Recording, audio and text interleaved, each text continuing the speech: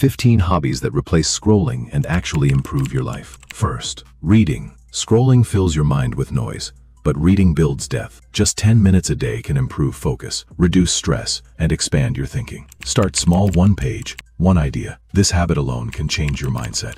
Second, journaling. Stop consuming, start expressing. Write your thoughts, feelings, and goals daily. It clears your mind, reduces stress, and helps you understand yourself better. Third, walking. A simple walk without your phone refreshes your mind. It improves mood, boosts creativity, and gives mental clarity in just a few minutes. Fourth, learning a skill. Use your time to learn something valuable, like editing, design, or speaking.